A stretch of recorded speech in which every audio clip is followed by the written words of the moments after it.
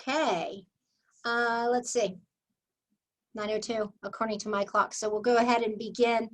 I want to welcome and introduce Kristen Meeks of West Virginia Social Media Consultants. I think a lot of you already know her and have been in her trainings, and it speaks well of her that you would sign up for another one. It's something that we sometimes take for granted is social media and social media video, even because we see it so much. And yet, in some of the feedback that I got, where I asked people what kind of capacity building programs that they need, I had write-ins. Like everybody's going to vote. You got your write-in candidate. I had write-ins that said, how about just basic social media video? So teach me how to make videos for Facebook and et cetera. And I realized that I wasn't using video a lot. I had some sort of block to it as well, especially professionally. And so contacted Kristen, and of course, she's not only perfectly capable, but willing to do it. And so we welcome her. I'm Amy Elliott, in case you didn't know that. I'm the Director of Nonprofits Lead.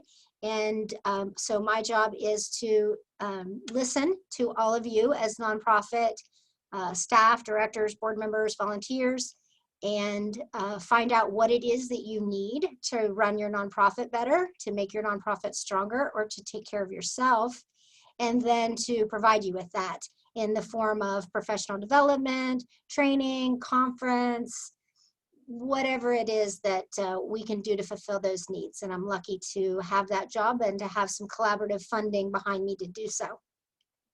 Without further ado, I'll let Kristen take over. In the meantime, I will watch the chat. You're welcome to throw questions in the chat. You're welcome to give me a heads up about the fly that's on my hair in the chat.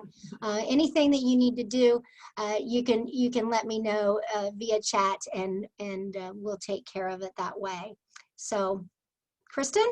All right. Well, thank you, Amy, for having me, and thank you for everyone that is joining us this morning. Been doing a lot of Zooms and a lot of training, so it's great because I can really, reach people all over. We don't have to physically be together to learn a lot of great things. So. Social media video is definitely hot right now. It's something that I feel like all of us could be doing more of, including myself. There's a few little hangups that we all have, and hopefully today some of those will go away with just some skill that you can realize that it's not as tough as it may seem, or as difficult as sometimes you get in there and you're just not sure. So that's what we're really going to start today, is talking about the very beginning, the very basic of social media video. So that's where I'm going to start, and then of course we have a second one to this. So there'll be some things that we'll talk about today that we might go into more in depth in the next go around, which I believe is the 1st of November. So the big thing with video and any kind of social media and really any kind of marketing is all about planning. And I always say, if you've listened to me talk before, you're probably like, oh, great, here she goes again. We've got a plan. We just can't pick up our phone and go on the fly and create a video that's just going to go viral. I mean, that's like the 1%, right? The rest of us have to plan. So we're going to talk a little bit about planning, because I feel like if you're going to take the time and effort for these videos, you want them to be as successful as possible. And so it's going to take a little bit of planning, whether it's planning that, I'm just going to check the chat here and make sure it's somebody, okay, make sure somebody said they couldn't hear me. Okay. So the planning is going to be, a little bit about what you're going to be videoing, but also like some things that you can do to make sure your quality of video is really good. Since I've moved my office around, I was talking about doing some remote learning and giving that desk to somebody else. My window is here. And so there's some things that I'm like, oh, don't do that. Don't have your window coming in like that. But luckily this video is hopefully everybody looking at the screen and not so much me. So we're going to talk about those kinds of things as well. And then we're really going to talk about creating these videos on your phone. because a lot of times people are like, I don't have the equipment. What do I need to buy? And so we're going to talk about, creating the video on your phone, editing the video on your phone, doing all of pretty much the work from a smartphone. So that's kind of the requirement. I have an iPhone, so what you're going to see is what it looks like on an iPhone. It's going to look probably a little bit different on another smartphone, but all smartphones should have most of this capability. From what I've researched, and we did a similar training to this in the cohort with Nonprofits Leads back last fall, and had some people with different types of phones, and for the most part, everything is about the same. Haven't checked out the new iPhone yet, but at least the 11 and down should all look about the same and have about the same capability. Some might have more. And of course, there's apps and things like that we can always download. And we'll talk about those on the 5th, I believe is what Amy said. Then the big thing is, I feel like you can create this video, and like when we pick up my phone, I'm thinking, how many videos do I have on my phone that I haven't shared them?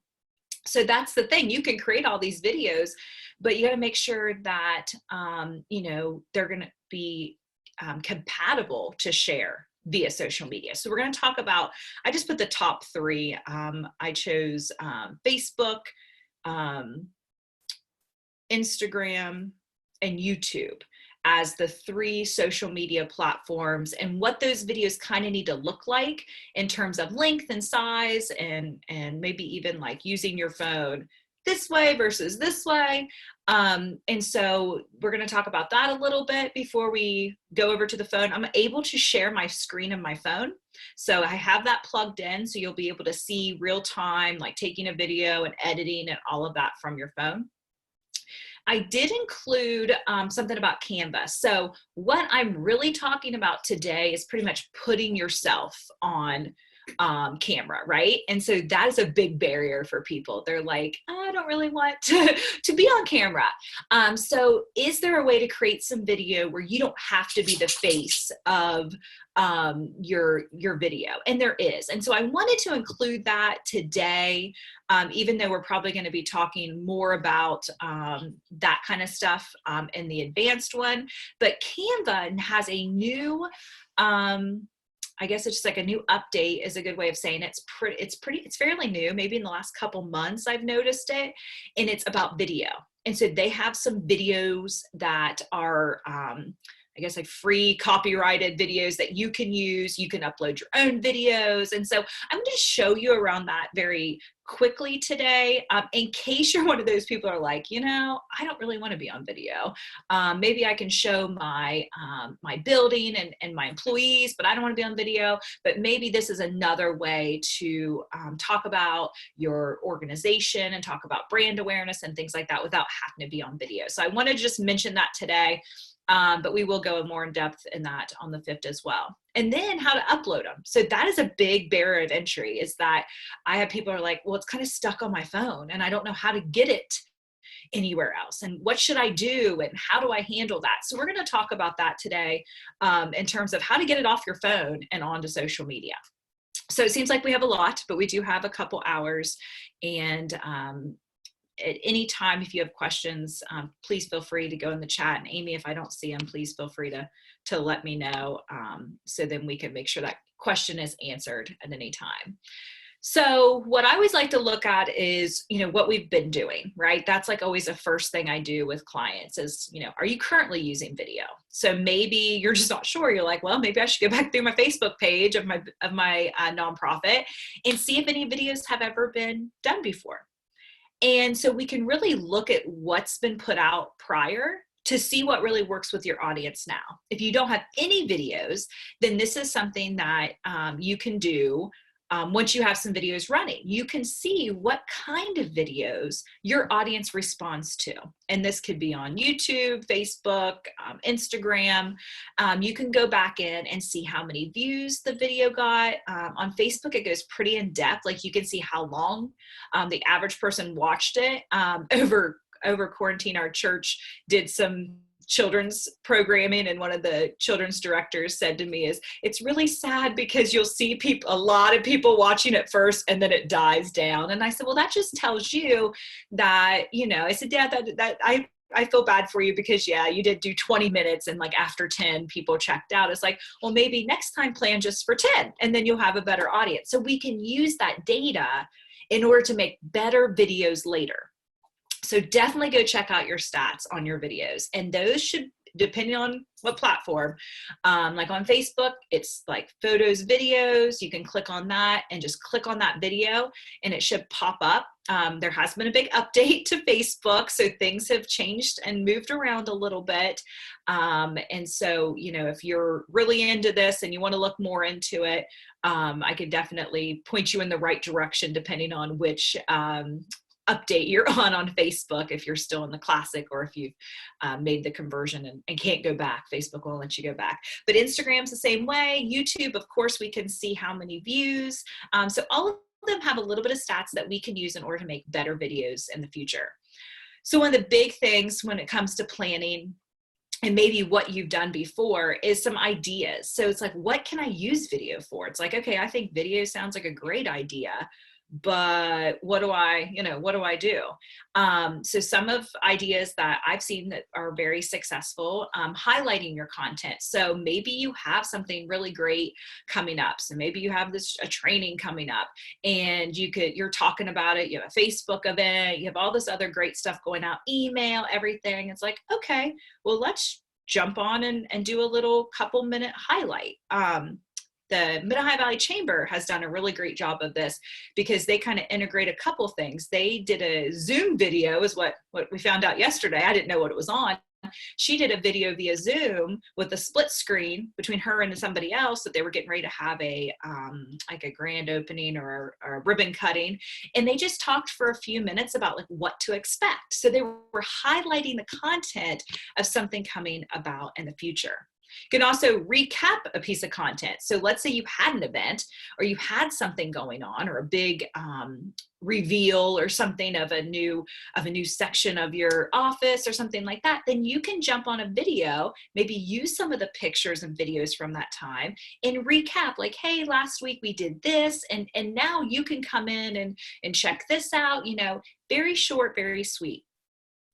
You can promote obviously an event or a service that you provide, you know, again, just popping up there. Sometimes I even use a questionnaire. So I think in terms of like old school, like journalism, I guess would be like who, what, when, where, why. And then I write that down and I'm like, okay, I want to make sure I hit each one of those in the video. Show behind the scenes. It could just be like, hey, you know, like our buddies at Restore. Hey, this is what the store looks like this morning. Come on down and shop and just, you know, scan the store, very behind the scenes. What does really, really well in the terms of video, and probably the #1 search video on YouTube, is how to, right? So we're always like, how to do something. So think about some pain points that your maybe donors, maybe participants have, and make a how-to video. Several years ago, and I probably need to do it again, but I work with a nonprofit for their giving campaign every year, and we started a new online giving platform. So it was, I mean, I don't know if anyone else even uses it in the area, and so we were like, you know what, we're going to show people how easy it is to give online, right? Because that is a barrier of entry. If people are like, and this was several years ago before online giving was probably as mainstream as it is now, but we were like, you know what, let's just show them really quick how easy it is. So we jumped on. I mean, I don't even remember if I used my phone or I don't even remember how I did it, but it was just quick and it really did well. I mean, all the board members shared it and it just had really great response to, and we sent it out via email and put it on social media, but it was just a simple how-to video that helped people with a pain point, you know, with a barrier of entry, whether it's signing up for something as a participant or giving online. So think of those things. And so what I always encourage at this point is make a list. You know, it doesn't have to be the end all list. You don't have to do everything on the list, but make a list of ideas that you could use for video. Because I think that's where we get stuck too. You know, this is before we even shoot the video. We have good intentions, right? And then we're like, oh yeah, we should have done a video on that. If you have it written down, if you have it planned, if you have it in your thought process, then you're more likely, you know, to do that and make it a part of all the other planning that you're doing. So those are just some ideas that I've seen successful in the last couple years in terms of nonprofits world. So getting into the nitty gritty of video is, do you have to have all this fancy equipment, right? And I do have my stuff. I was like, do I have my stuff in arm's reach? So some things that I've bought, 3 things that I think are really important. You know, I don't do a ton of video. I don't love a ton of video. I encourage clients to do a ton of video. But when I do video, I like to use, this is my handy dandy tripod, which may also be a selfie stick. I'm not sure. You can make it into one. It's not anything fancy. Unfortunately, most of the stuff I bought, I did buy on Amazon. But if we know of a local person that has some of this stuff, obviously we want to support that and purchase from them. But it just clicks in, if you can see there, it clicks in my iPhone there, and I can adjust the height here. So I think I could even make it as tall, maybe even as tall as me. I've done a few standing up. And so that's something that I invested in. I think it was very inexpensive, but what it does is that you're not shaking. You're not holding it. Somebody else isn't holding it. Even if they're not shaky, not meaning to, we all do that occasionally. So this way it just makes it so it's a steady hand. That is going to take the professionalism up on your video, you know, tenfold. Steady or sitting in one location, let's put it that way. Depending on how well your voice projects as your or whoever your speaker is. A lot of you in here may not be the speaker on your video. You may be going back and convincing somebody to get on the video for you, which is always a great technique. You may need to mic them. And so I did find a mic, and I'm not sure where exactly I put it. Again, moving the office around with all this stuff. It's probably in a drawer somewhere. I haven't used it. I don't obviously need a mic. So I don't use it usually unless I'm outside. I've done some things outside, you know, with like giving campaigns and things like that. And I always mic outside. And mainly that's because you just never know, you know, what car is going to drive by or a dog's going to bark or something like that. So I usually always use the mic outside. And the mic I found, I know I shared this with the cohort, and I will find the name of that and share that with you guys, because the one I found actually plugs in to the iPhone. And I have the adapter. I had to do the adapter with the jack and all that. But that was something that was, I know when somebody was looking for this after the cohort, they had a hard time finding it. So I had to give them the exact brand name or something. I can't remember what I actually ended up giving them, but they were able to find it because that was the hard part. Now this is one that has a cord, which is kind of a pain. So some of our chambers who have been doing Facebook Lives and stuff for the ribbon cuttings that we've seen because of COVID have found a mic, and it actually connects, and I'm not going to unplug this, but it connects here as well. And it's like a big ball pretty much. And it does really well. So it's actually, you're not miking the person as you're miking, you know, you're just getting the surround sound. So you may hear some of that, but it does work really well. So depending on what you're using it for, there may be, you know, everything that I have may not be the best thing for you. And just another side note too, if you get to my website, I have a page on there that's like, I think I call it like my favorite things, and it has everything that I have linked. So if you're like, okay, that sounds, you know, I'm going to trust whatever Kristen has, it should have that mic linked there. I forgot about that. And then lighting. So if you're not familiar, again, I don't know where my ring light is, but there's a young YouTuber in my in my house that may have stole it. I apologize for not. I usually have everything like right here, so that's why I wasn't even thinking I need to find it. But a ring light, if you're not familiar, it's like a little circle here. I bought one that just fits on my phone. They have ginormous ones. So if you're thinking I'm gonna do like this big video and I'm gonna set up this nice area, you could get yourself a huge ring light. So what do ring lights do? Well, I think they take 20 years off your age, which is always good. No, they just kind of make it more professional. You can see here with the light, if you're looking at me, I'm not sure what hopefully you're just looking at the thing, but like the light from my windows coming in. So is a little imbalanced. I wouldn't want to do a video, you know, with this lighting here, but the ring light kind of makes the light go all the way around, no, not as many shadows, and just makes the video look a little bit more professional. And so they have huge ones, and I think I have that linked on my site. And then they have ones that are really great for the phone. So I just stick it on the phone around the camera, and it kind of just lights everything up and makes things look really professional. So those really are my three, like, if you're gonna buy anything, those are the three things I'm gonna buy. Probably the one I wouldn't buy if I didn't need to would be the mic.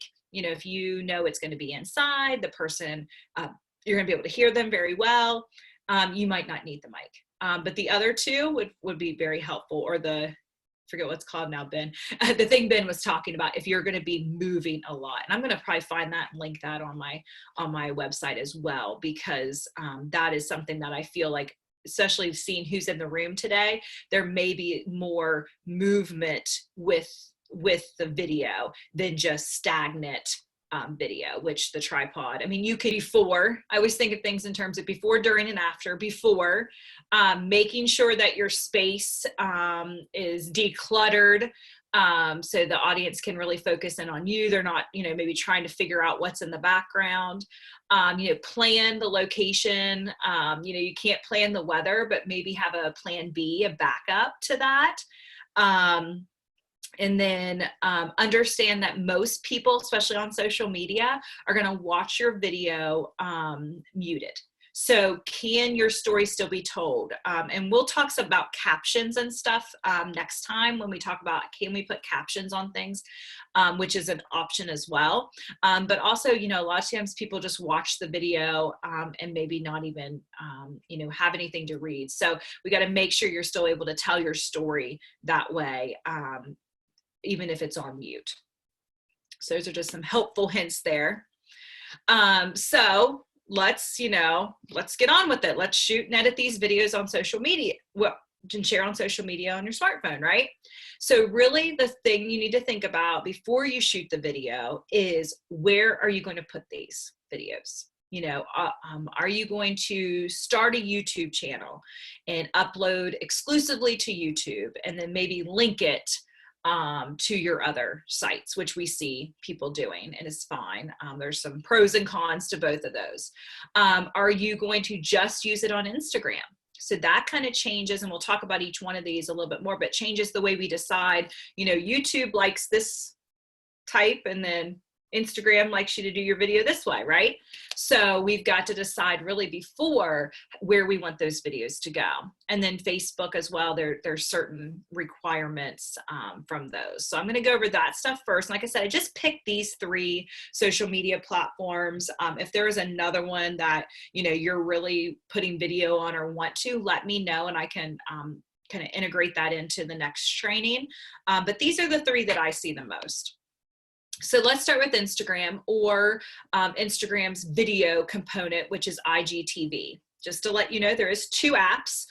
You can watch, you know, the videos from the regular Instagram app, but it might be easier to upload if you download the IGTV app, as well as you can upload the video to Instagram.com as well. So some things to keep in mind if you're thinking, okay, I definitely want this on Instagram, that if you're going to do a story, which is those little bubbles at the top of Instagram, those are 15 seconds. If you want to do a post, those are around 59 seconds. Now, we've all probably have seen stories that go longer than 15 seconds. Those are different stories. We can use third-party apps to take longer video, and they kind of think like Cut Story is one of the apps, and they cut the story up into 15-second increments, so then Instagram likes it and it shows. And then if you've ever scrolled Instagram and seen, oh, watch this story or watch this video on IGTV pop up after the 59 seconds, you know that, you know, you can have video longer than 59 seconds, but only 59 seconds of it is going to be on the news feed. They're going to actually have to click and it open full screen, kind of like the middle picture here. And you're going to be able to watch the rest of it that way. So want to be shooting these videos vertically. That's something to keep in mind. And I can share this presentation with Amy as well. I'll download it once we're done and email it over to her, and she can send you this with the recording, just so then if you don't want to write all this stuff down. Plus, I will tell you, this stuff changes, especially like this one hasn't changed as much, but Facebook just changed not very long ago. So this is just as current as today. So you may want to, before you shoot your video, if it's a month from now, you may want to do just a quick Google search that says, what's my, video Instagram or something like that, and find the most recent article, most recent date on that. So your size is usually square. So that's like what we see over here in that third little picture, or even the first one. And then, like I said, vertical. So really thinking about where your video is going to be prior to recording it is going to be really helpful, because I have a client that does a lot, and he does Facebook videos, right? And he's like, well, just put these on Instagram. And I'm like, well, it doesn't work that way. It doesn't go back and forth. So we put them on YouTube, and then we talk about them on Instagram and tell them to go to the link in the bio. So we kind of have to move them differently, unless he's willing to do the same video twice, which is a cooking video. So I doubt he is. But so we run into some issues that way. Even though I love to live in a world where we could use that one video over everything, it just doesn't always work out that way. So Facebook, the length is 120 minutes is max. Probably don't want to go that long, but I mean, I have jumped onto some educational videos that are on the longer end and have, watched the majority of that. So it is recommended. And I think it was last fall, I had a conversation with somebody that works at Facebook, I said it was like a client's cousin's sister's brother's girlfriend, boyfriend, or something or another, twice removed, worked at Facebook. And so we got a phone call with him, and he said 30-second video, right?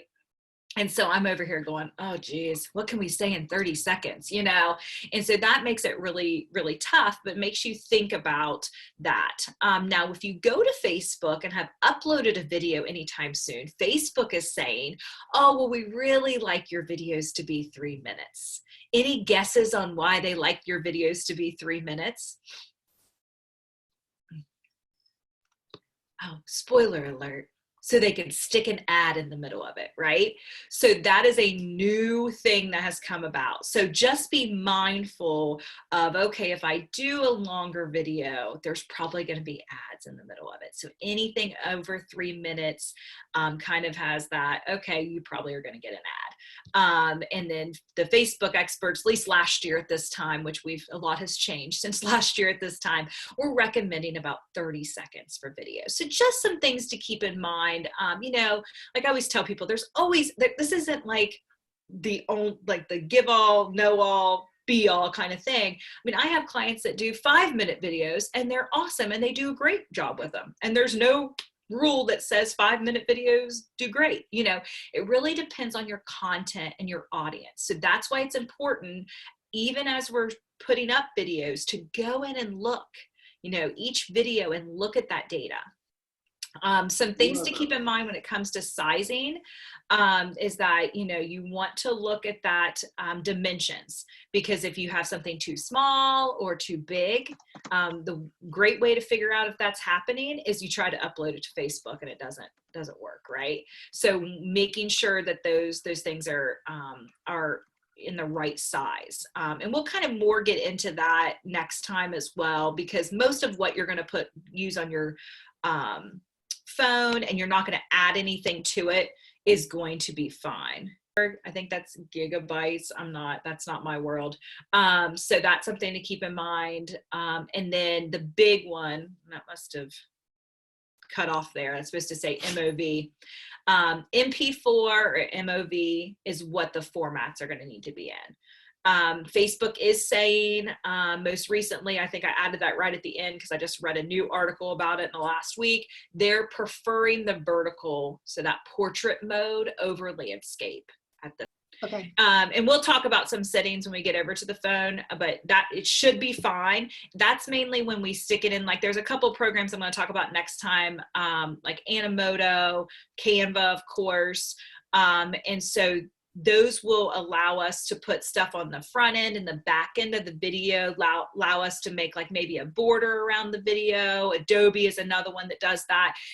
And most of the time, those are okay, like those stick within those dimensions, but it's just something to check, especially if you use not one of those programs, let's put it that way. So if you're like, well, I'm going to use this program that Kristen never talked about, you may just want to check that. So I wanted to put that in there just so you know that, so you don't go through all this trouble of doing a video and sticking it into a program that you're messing around with, putting stuff into the video.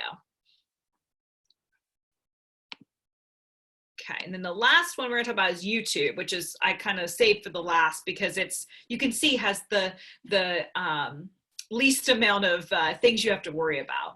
And one of the things that I always recommend is to store your videos in YouTube, because you store them on this phone, right? Then your storage gets out of sorts, or somebody in your office shoots the video and then they leave or they delete it. We store the videos over on YouTube because they don't care about the length most of the time. They do usually want you to have widescreen, though I have uploaded some Instagram videos over to YouTube. They cut out just a little bit, but at least you would have them there if you needed them. So it's a good place just to kind of store video. And then if you don't want to upload to Facebook or Twitter, then you could share the link via Facebook and Twitter, which most of those, especially on the Facebook side, doesn't love you to share the link. But if it's your only option, or, it's just something you want to get out there quickly, then, that is a good way of doing it. So I'm going to spend just a few minutes, just to kind of survey you guys. Does your organization, if you want to put it in the chat, have a YouTube channel or an account?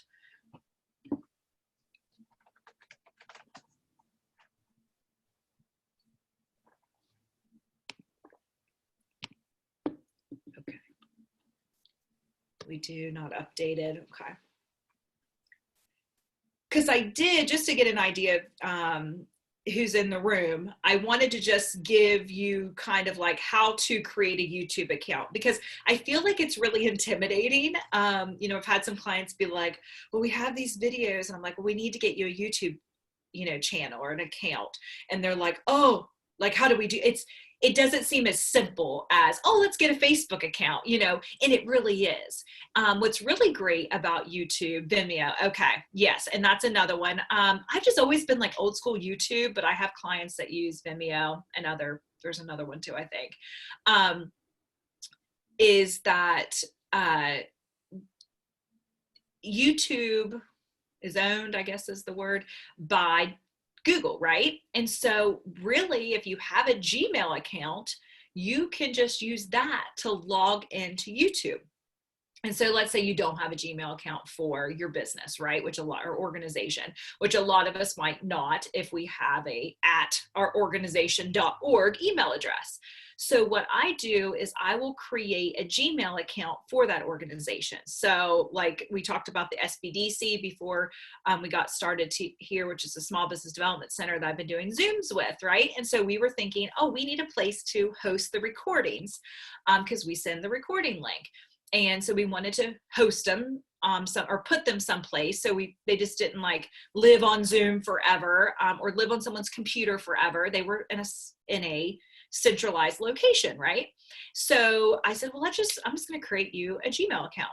So I just created a Gmail account. I think it's like sbdcathensahigh@gmail.com. It was not taken.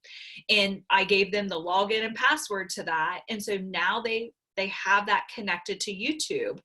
And what's really great is that all of our recordings, you wouldn't necessarily want them to be public. I mean, they could be, but because people are paying to come to them, or they're part of, kind of like somebody's paying for them attendance wise, we can make unlisted videos, which means you have to have the link in order to get it.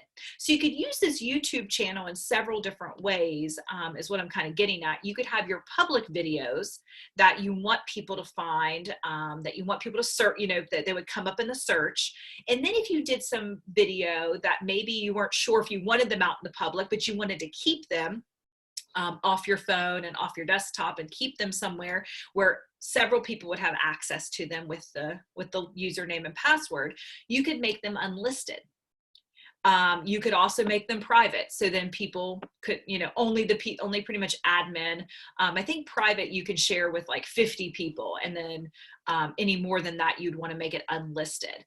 And so I'm going to pop over, just to kind of show you what I'm talking about. I'm going to pop over to YouTube quickly here.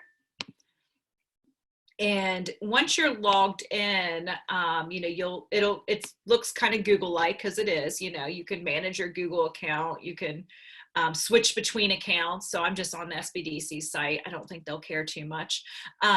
Theirs is way more active than mine is. And so when I go in there to upload a video, I just log in and then I hit this little camera and it says go live, which you could go live on YouTube, who knew? And then you can upload a video. So if I hit upload video, then all I have to have is the video on my desktop, right? And you can even do this from your phone. If you have the YouTube app on your phone, you can absolutely do this from YouTube as well. Let me make sure I'm not getting it for children. So there's been all of that, you know, talk. I always just put no, because mainly it's a, you know, it's not that it's inappropriate, but it's in a, you know, it's for business kind of thing. Because if you put yes, I think you have to go through a couple other things and answer and go through some other vetting kind of things. So if you just say no and click the next thing, and then it's going to let you name the video. So of course you can put whatever name you want. If it's private or unlisted, that doesn't matter. Well, unlisted, you may want to make sure it's named the right thing, but it doesn't matter as much. And then there's even a description, which really helps for public videos for search. And then it will upload. And this process, depending on your fantastic internet we have around here, when I do mine, and Amy will probably feel my pain this afternoon, Zoom will say, okay, we're done today. And we're gonna just start, what do they call that? Like uploading your video or something, or creating your video. And that process, depending on how good your internet is, can take a while. And then you've got to put it up here on YouTube. So it's usually, you know, I'm usually doing several other things at the same time when I'm uploading these videos, because it's not the quickest way to get them up there. But just to show you how easy it is to really, you know, create a YouTube channel and put these videos on here. And that's just something that's kind of like, to me, is a safeguard. You know, depending on whose phone you took it on, you can get it off that phone in someplace centrally located that anyone with that username and password, which again, I make it very, I don't tie it to a personal account. I make it very generic, and give it to, you know, whoever would need it. There's several of us with the SBDC that do online training. So sometimes there's 3 videos a day being uploaded here, because of the different times that they're doing online trainings. And so we just get on here, we do that, and then it lives on there, and we can obviously always clean it up anytime and anything like that. But it's just a great way to store all that. And that way things are there and you don't have to worry about videos getting lost. And then if you ever want to do something else with the video, like what we're going to talk about the next time, putting that beginning and into a video, maybe putting some music to it, whatever fancy stuff you want to do to the video, you can always download it from here if you need to take it off of YouTube. So if you're like, well, if I put it on here, I can never get it back. No, you can download it. As long as you're admin, you can download it from YouTube. So it's just a great, like, I don't want to spend too much time talking about, but if you don't do anything else after today, you know, consider creating a YouTube account. And I don't have the originals. I haven't noticed, I've noticed what you're talking about on Facebook, especially with pictures, but I have not noticed that with video. But I don't do it a lot. I mean, I probably have only done it maybe a handful of times, and it's been a while since I have done that. But it's just a way, it's it's not the best way, but at least it's some way that you would have it there in case a video would get deleted or you would want to use it, if it does, well, I guess I wouldn't help you with manipulating it, but you could always share the link through social media to YouTube back to the original video. I don't think that probably wouldn't help you with uploading it into something else, but yeah, I don't know. It's probably not gonna be the best, but it's gonna be better than not having access to the video. Good question there. I have another question for you, Kristen. Okay. So you referred to having the Zoom video on your desktop, and Zoom gives me the choice of recording to the cloud. Yeah. And so are you going from the cloud to the desktop to the YouTube? Are you doing it? Well, I think I always just have mine go to the desktop. Okay. Because my account is linked to the SBDC, I didn't know where that would land in the cloud. So when I want to get, and I'm like, I always promise, I'll have that sent to you this afternoon. I've always just done it to the computer. And then honestly, once I put it up to YouTube, I just drag it over to my trash and delete it. Gotcha. Yeah. Because I think it's still, I think I'll have to go in and look. I always go in and pull reports of attendance on Zoom. And the next time I do that, I will look and see. But I was thinking somebody else that does videos said that they were in Zoom too, but I have not went in and checked. I always just use the option to download it to my desktop just to take that step out.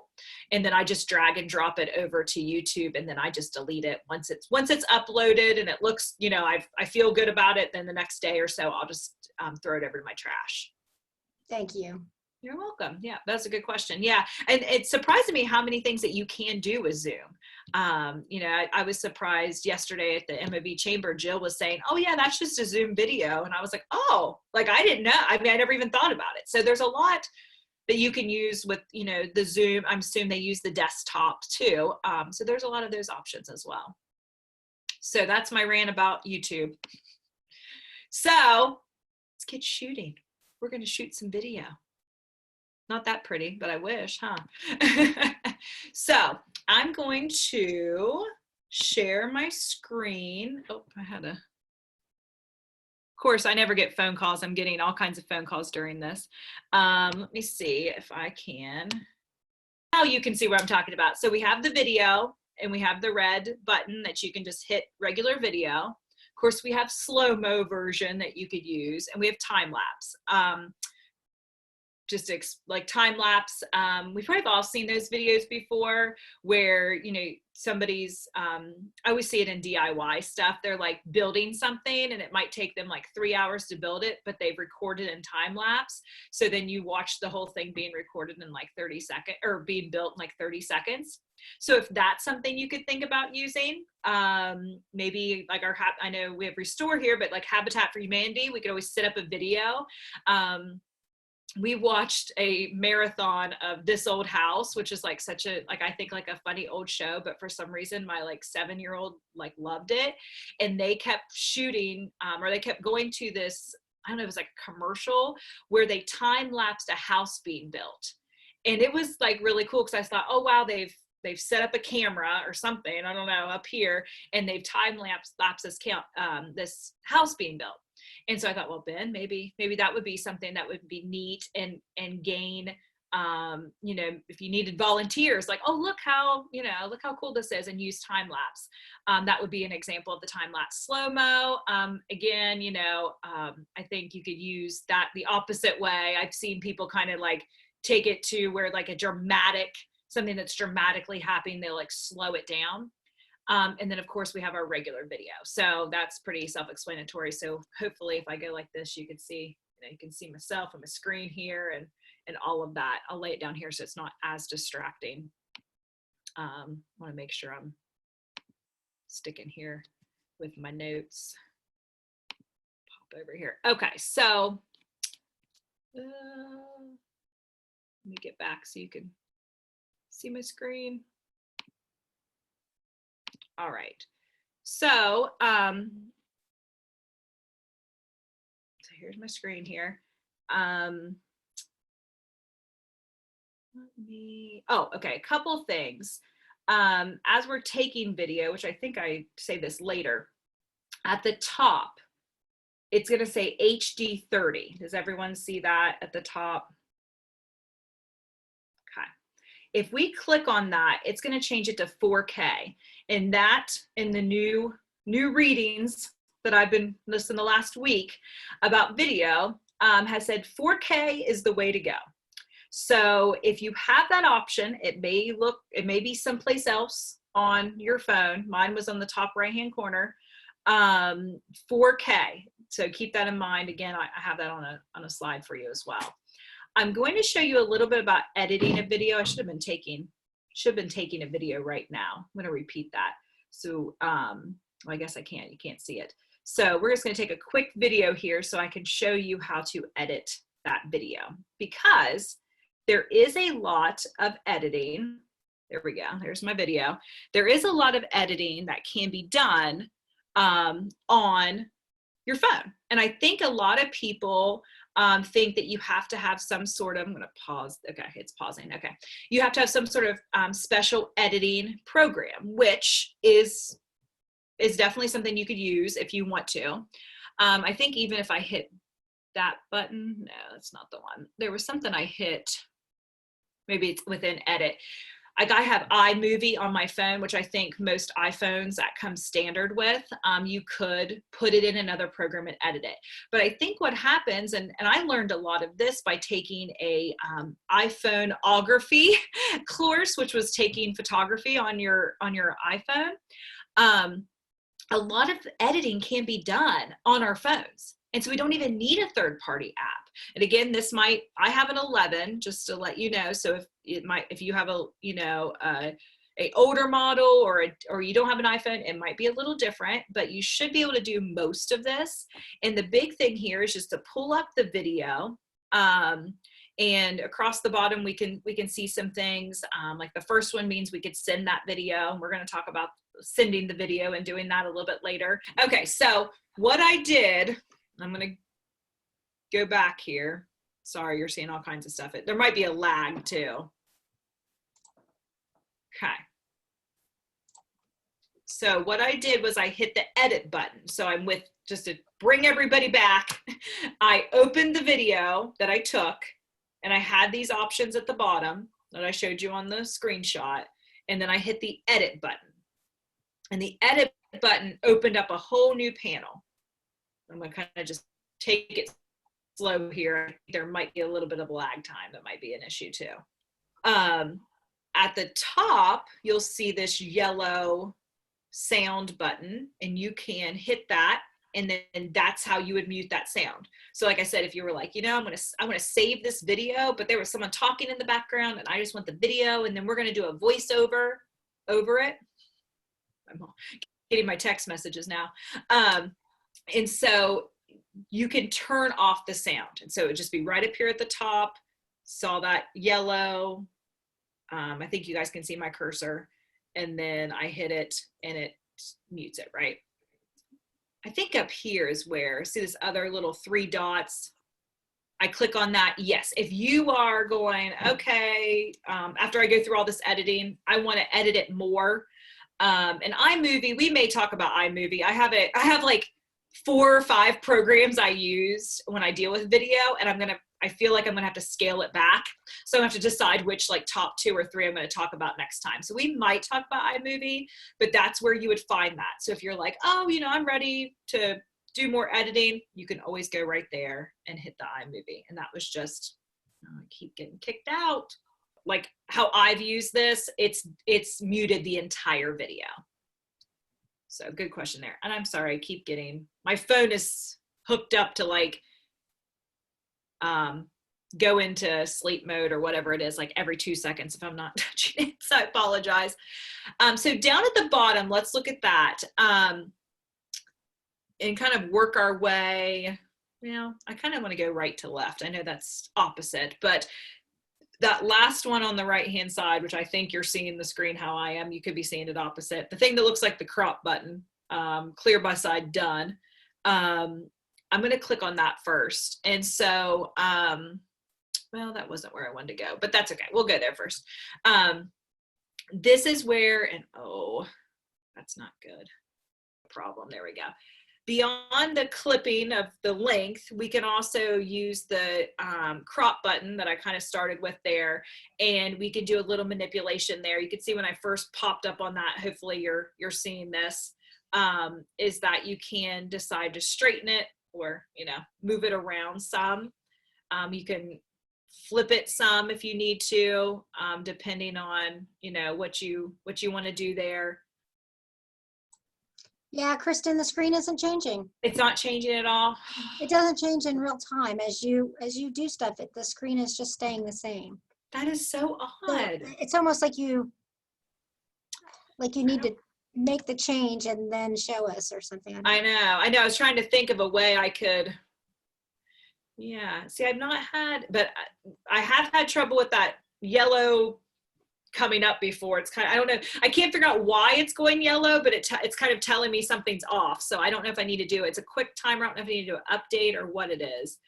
So I guess I'll just kind of explain to you. So you can crop from there. You can do different types of filters within reason. You can do that on your phone. So there is a lot of options. And honestly, if you're pulling up your phone right now and looking around at it and playing around with it, and you have questions about something, feel free to ask, since you're not able to see what I'm really doing in real time.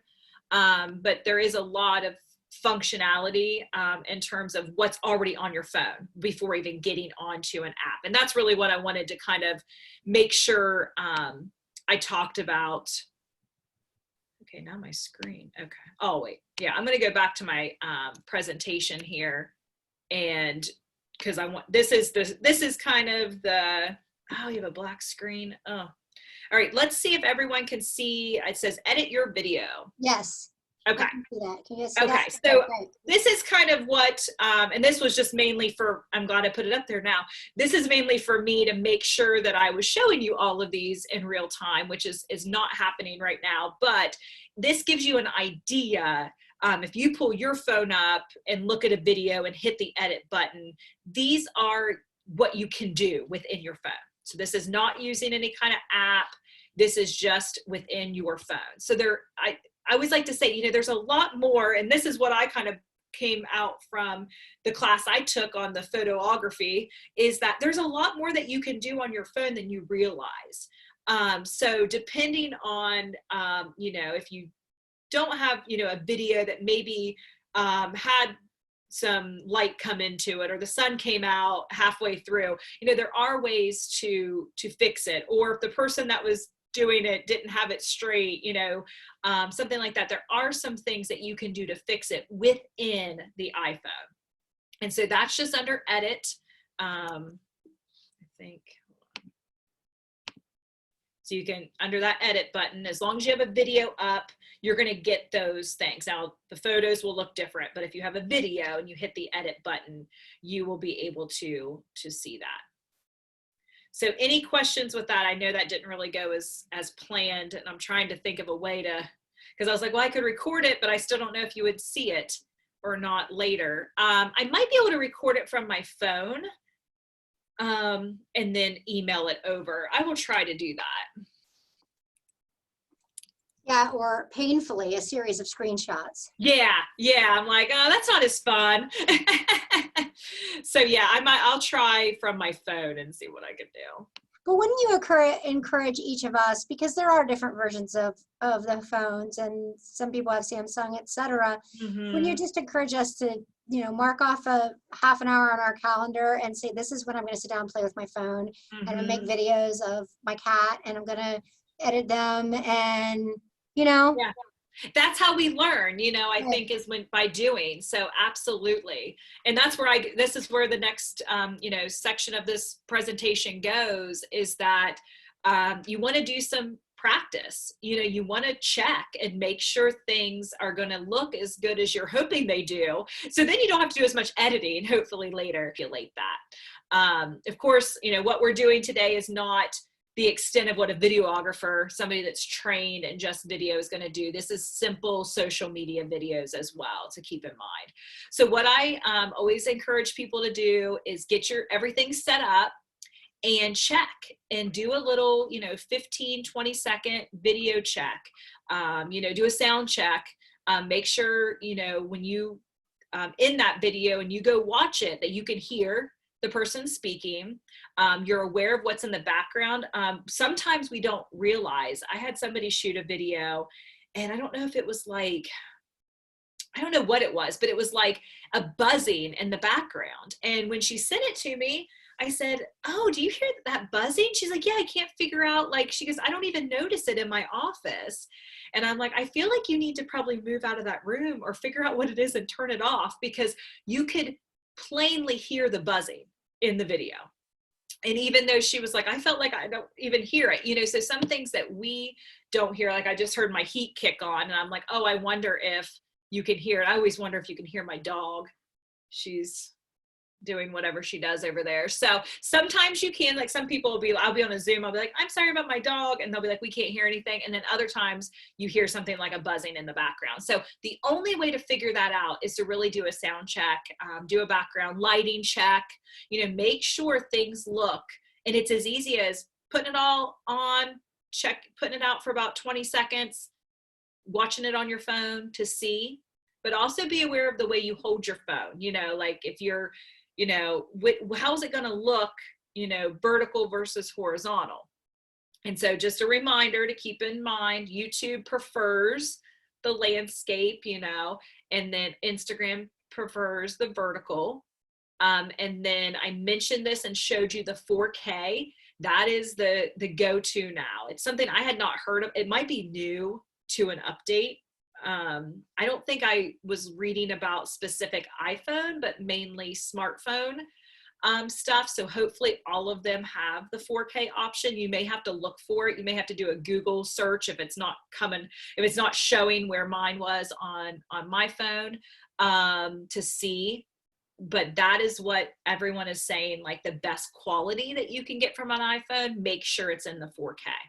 And that, like I said, that is fairly new. I think I've only told maybe one client to do that, because I really just found out about in the last few weeks.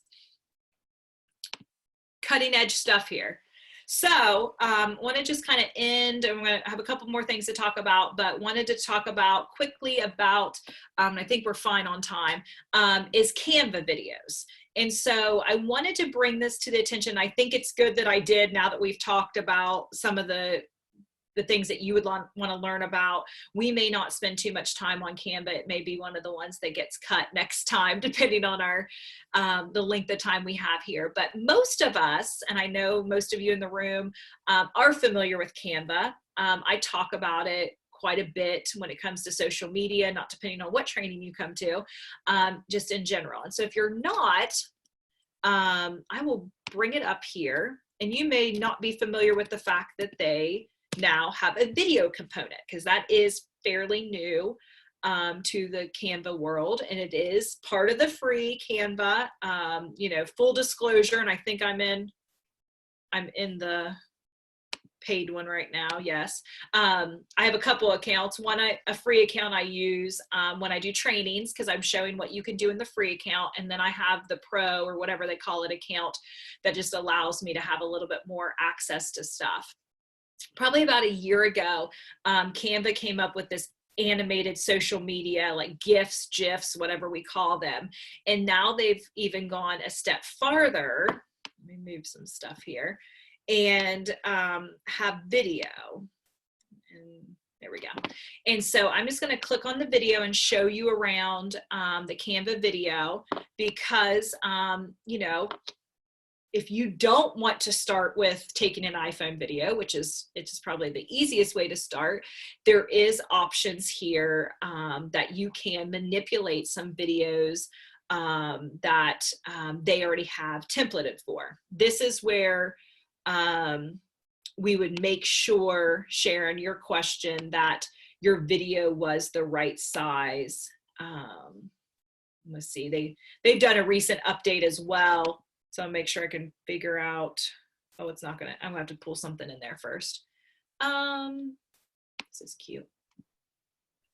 So Kristen, I'm used to using the free account, and every once in a while I'll see like on backgrounds and other things, oh, this costs $1 or $2. So full stuff. That way she could, you know, kind of have full access to everything. And so far I really like it. It will probably still tell me, like, see that these are saying free.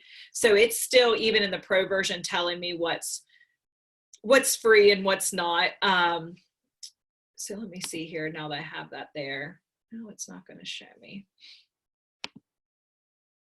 Okay, there we go, resize. So we need to make sure that if we go over here, go back to that Facebook, 1280 by 720. And that's actually bigger. So we can go here and say 1280 by 720. And so I just hit copy and resize, or you could just resize. And so that way we know if we're going to use this, it's going to fit fine on Facebook, right? So that was just under resize there. And I think, you know what, that may be part of the pro version, but maybe not. I'll have to look at that. Sometimes the resizing is, but I know, but let me go here. But here on Canva, see where it says custom dimensions? You can always put it in there, and then it's going to create you a new design within those dimensions. So this is the video component of it. If you've ever been on Canva before, all of this looks familiar. I just slid this one over here so it would let me do the resize there. You're going to see, if you haven't been on here for a while, they have moved stuff around. They moved the uploads up here, which always gets me. But here's the videos now. So if you go to video, you can go in and just browse everything they have. They have search. So if you're looking for something, like they have fall stuff, I mean, they're going to have a lot of, you know, different things. And it's going to tell you how many seconds. There's your pro right there coming up. So it's going to tell us, you know, if things are going to cost or not. There's still a lot. I think this one was free, I think.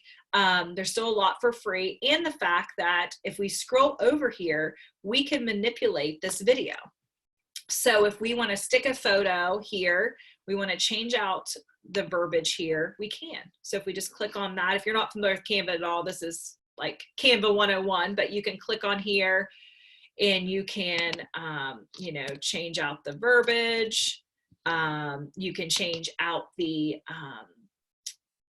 font. If there's a certain font that you use, you'll probably be able to find it because there is a ton of fonts. Now, some of them are on the pro version. I think if you have the pro version, you can even upload your own font. So, you know, a lot of well, actually, Amy, I completely forgot this, and we've had this conversation. Nonprofits, I believe, get the pro version for free. Plans. There we go. Plans, and then nonprofits. Well, there we go. Then it'll, yeah. And so you have to do some stuff. You have to do a couple steps, but you should be able to get it for free. Maybe it wasn't you, Amy. I swear I was talking to somebody about this. I don't think it was me, because I am now compelled to like share that on our Facebook page. And yes, for sure. Video.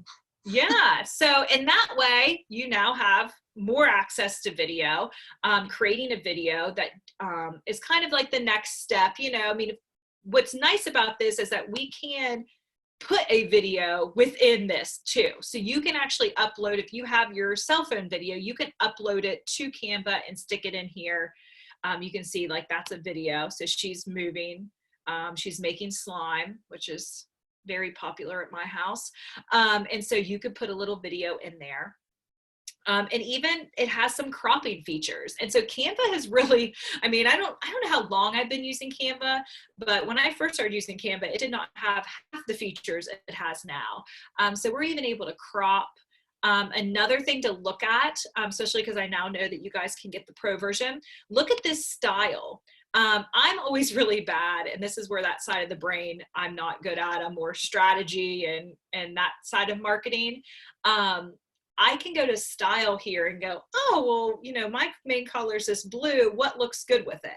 and it's going to show me some different things that look good, as well as some fonts. And so that, is it's a new feature, and I really like it. And not to go on a tangent, but definitely play around with that. I'm trying to think what else I wanted to tell you about in Canva here. I don't want to spend too much time, so I have one other thing at least to go over, or a couple things. So where am I? I was like, where am I today? There we go. Okay. Customizable colors. Okay.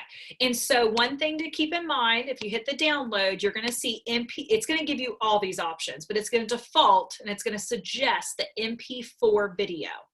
So we definitely want to do that if it's video, right? But you can, if you don't want to save this as a JPEG for something, you could, but make sure you're doing the MP4 video. So if you remember back on the slides, that's what that video needs to be in order to upload into the different programs there, is one of the ways, but MP4 is right there on Canva. Oh yeah, there's free video clips, templated videos. So I mentioned all of that. Question for you. Yes. So can we take it from YouTube to Canva? You would have to download it. And then upload it to Canva. Then upload it, yeah. So that's where I'm going next, is like how to upload. So the big thing here, and I didn't make a slide on it, but I probably should have, but it keeps coming in, is the top of mind, because I get this question a lot. How do I get the video from my phone to my desktop, right? Because most of the stuff I showed you on the desktop. How do we get it on there? Now, of course, all three of these, we can upload it from our phone straight to Facebook, straight to Instagram. I think we can even download it to Canva. I have the Canva app too, and YouTube. But we're not always going to do that. It's easier to do it on the desktop. I feel like it's bigger. I would prefer to do it on the desktop, and I'm a big mobile user. So for me to say that, that's probably going to be the route people are going to take. So what happens is somebody takes a video and they try to text it to me or email it to me. And what do you think happens? If you've ever been in this situation, the file is too big to email, right? So now what do you do? Because now it's stuck on your phone, right? Or at least that's how you feel. It's stuck on your phone unless you upload it to one of these apps, which could be confusing, because let's say you open the Facebook app and it's your personal app. How are you going to make sure it's on your business account? Those kinds of things. How are we going to do that? So there's a couple ways that I prefer to do it. And I definitely should have made a slide on this now that I'm saying it out loud. But I think because it's always just like right there on the tip of my tongue, I do it two different ways. One, if we have any Dropbox users, which I know some of you are, that is a great way to do it. There's a Dropbox app. You can click, pull it over there. It's on Dropbox. It syncs with your you log in on your computer, it's right there, right?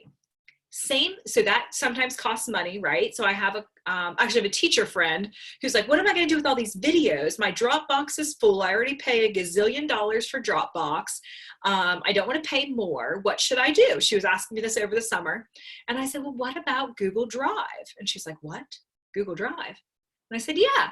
You have a Gmail account? Yeah, I have a Gmail account. I'm like, you've got access for a lot of storage for free on any Gmail account you have. So Google Drive is another program you can use. If you're like, I don't want to pay for Dropbox, or I have a lot of video, or I have a lot of stuff in Dropbox, you can download the Google Drive app in the same way. Put that video into Google Drive, log into your Gmail account on your computer, go into your Drive, search for that video, and it'll be right there. And you could download it from Google Drive or download it from Dropbox, and then push it over to YouTube, push it over to Facebook, because Facebook does like the raw video coming straight over. Instagram, same thing. You could throw it on the IGTV on your desktop. So did any of that make sense? Yeah. It's like, I might add a slide there, Amy, before I send it over to you. Just because that's something that I get a lot of questions about, because that is definitely what I call a barrier of entry. The barrier of moving forward is like, I got this video, now I don't know what to do with it. App, and I feel like it was something like that. Like it was like, oh, it brings them over once a day or something. I'm like that as well. So yeah, that's another one. So then you take another step out of it. So there's actually 3 different ways you can get your videos and photos off your phone, even if they're heavy, even if they're long videos, which is usually the problem. What happens is somebody does a video and they want to email it to me, and I'm like, it's probably not going to work. We're probably going to have to use a different method. And so I just wanted to make sure that you guys knew that, because then the next step, which is uploading these videos after you've created them to your social media platforms, that comes with having to have the video either on your desktop or on your phone, depending. So here's just some tips here for you. YouTube, I mentioned you wanting to have a Gmail account or a YouTube account, and then making sure it's in the landscape. Facebook prefers the MP4. The .mov works as well, but I've had the conversions with that from Google Drive down have not done as well. And short and sweet, we're not 100% sure what Facebook wants, because they might want you to put ads in there, but then also I've heard 30 seconds is really great too. And then Instagram, making sure it's vertical, and it will tell you if it's not vertical and it's not within the parameters, it will tell you it will not upload. And then 15 to 30 seconds is what they're saying. So we have some time, and so I didn't know if you wanted me to let's say like I showed you the YouTube, but like pull up Facebook and show you how to upload a video, and pull up Instagram and show you how to upload a video, if that would be helpful. How easy it is to upload a video. We're gonna go, I have to say Instagram, I'm not as familiar on the desktop. And so for the Instagram on the desktop, you want to get over to IGTV, and then you just hit the blue upload button, and then you would either just drag or drop the video. If you click it, of course your desktop or your computer stuff will show up here, and it's going to tell you, see, like right here, this was yesterday's training. It's going to let me, because it's MP4, but some of these other screenshots and stuff are not, so it's not going to let me upload. Once that's in there, it sometimes takes a few minutes to upload, depending on how long your video is. You can actually create a cover. So some people will create something maybe over in Canva in this pixel size and upload it as a JPEG to make it a nice clean cover. That's definitely like second level stuff. And then the details, which is the title and the description, that helps with search. So having that title, having that description up there, you could put that in there. Now, IGTV will take them over to just your Instagram or IGTV videos, but you can also share that in the news feed as well. And so that's what would be this clicking right here. And so it will tell you where do you want it to share. It's even letting us share on the Facebook page. There's so much integration now between Instagram and Facebook, since they're owned by the same people. So then once we hit post, it'll all show up there. Just probably the lag time might be right here, and it's going to even go into more detail here. Oh, that's saying 60 minutes, where my other source said 120, I think. Or no, that was Facebook. So that's how you do it on Instagram. And then over on Facebook, so it's just my Facebook business account. And probably the easiest way, you could do it several different ways, but the easiest way is just hit create a post.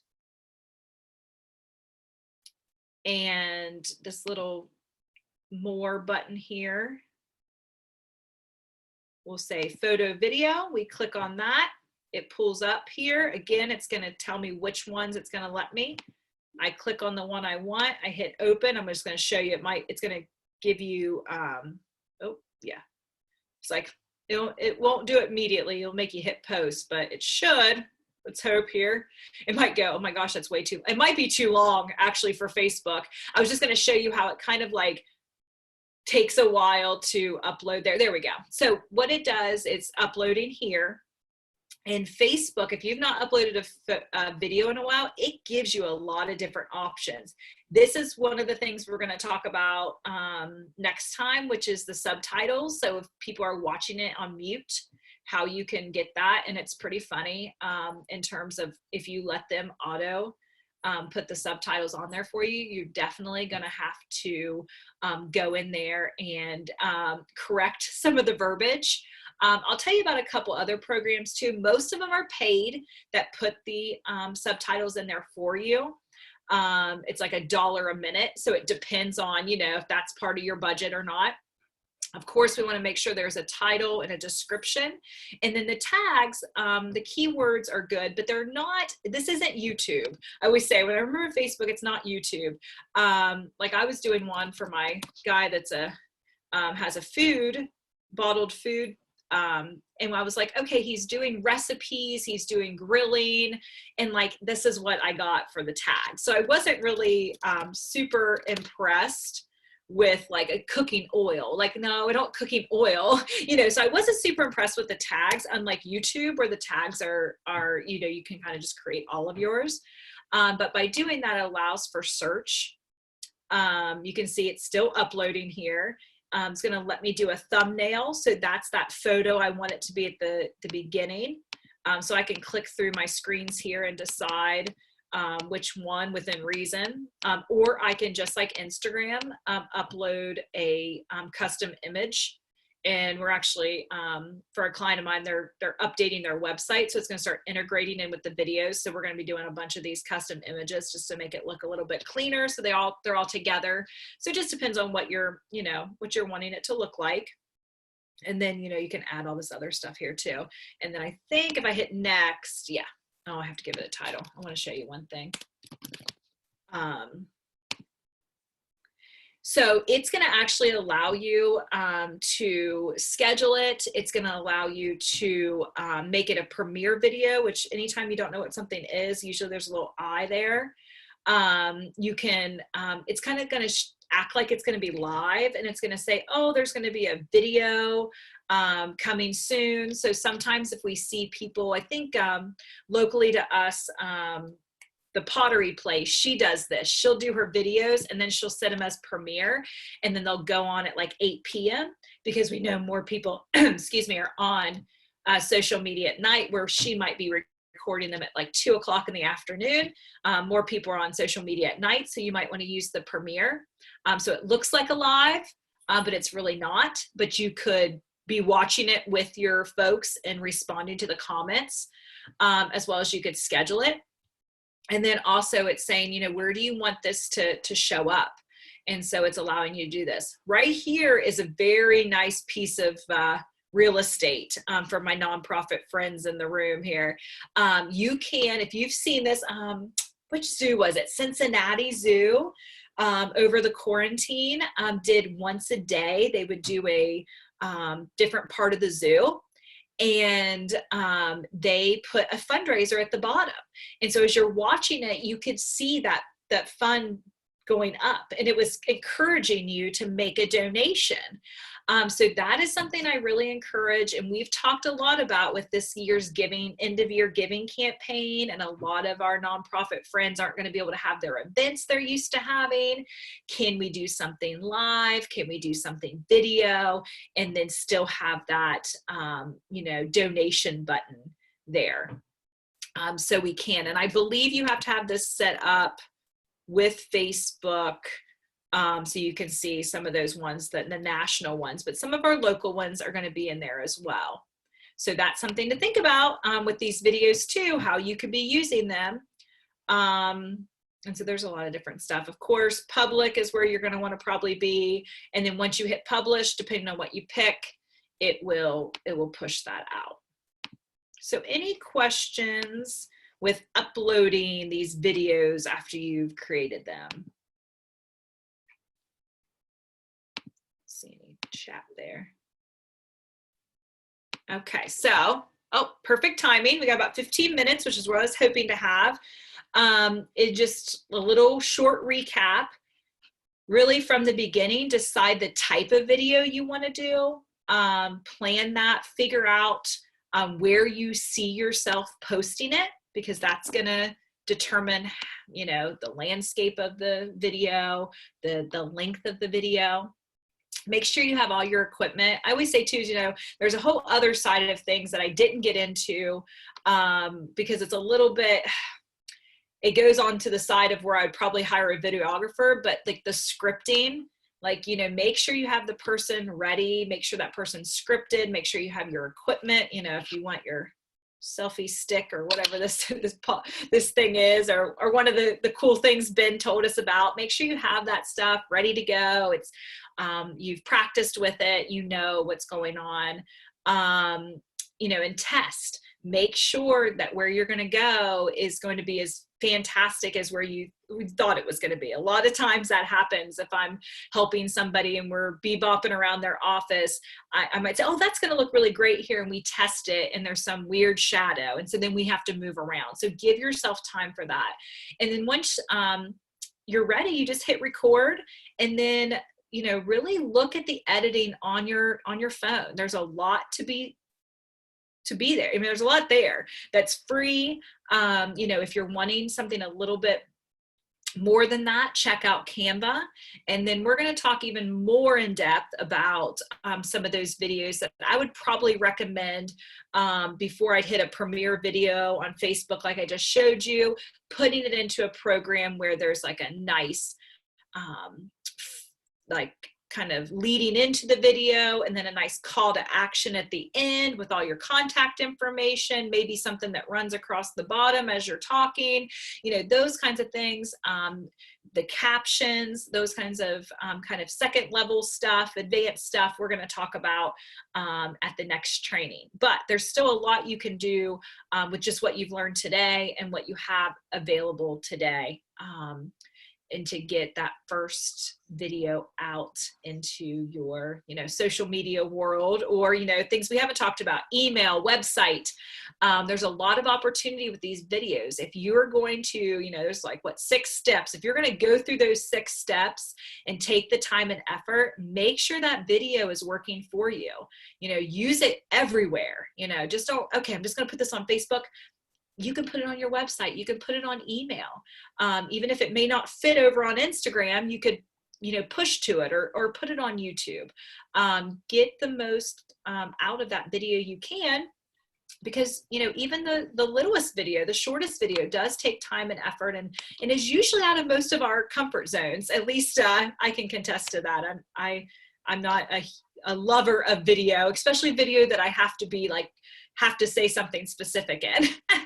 It took me a lot of takes for a video last week I did for the Belpre Chambers. So I feel all the pain there. So any questions that I can answer for you about video, anything that you have questions about that we didn't cover today that I could make sure that we cover next time, you know, and help me kind of decide what those platforms are going to be based on what your needs are. Shows being played off Zoom, right? Because people just don't have access like they did, you know, definitely in the pandemic and everything. And so I think a nice mixture of those, that's what I always say, is like, this is no substitution for a nice professional, you know, video that a videographer does, but it's probably, when you think about using one versus the other, is how is it going to be used? So social media video, we assume, could be a little bit more organic, probably has been done on someone's iPhone, right? Something that we're going to be putting out maybe at a event, asking for, you know, maybe a giving campaign, like asking for a lot of money. We see more professional and more polished video that way. So I would think with you guys in the nonprofit world, you know, behind the scenes, that kind of thing is really great for the iPhone video. But when you're looking at, you know, raising, you know, tens of thousands of dollars and inviting people to, meals that are hundreds of dollars to come to, having a nice professional polished video there versus social media where you can get away with a little bit more of a iPhone video would be where I would think the kind of distinction is. That answer your question? Yep. Okay. So, Amy, anything else? Anything I missed? Well, I think I am kind of charging myself with some homework, and so I wanted to suggest it to the rest of you. So we have what is it, about 3 weeks or so until we have the intermediate. So I definitely am going to go play around on my phone, and I'm gonna, please be kind when I do post on Nonprofits Lead Facebook page and things like that. And so that not only I kind of make this part of what I know by using it, right? That's what you're supposed to do, is apply it as soon as possible. But also I'll have some maybe more pointed questions for you when we get together on November 5th. So I just wanted to encourage the rest of you to do the same. Try to use what you learned, and then you'll be able to come back and say, Kristen, I when I looked at the slides and I still couldn't figure out how to XYZ. And so we can cover anything you need to cover on November 5th. Yeah, and if you have any questions in between, my contact information is up there.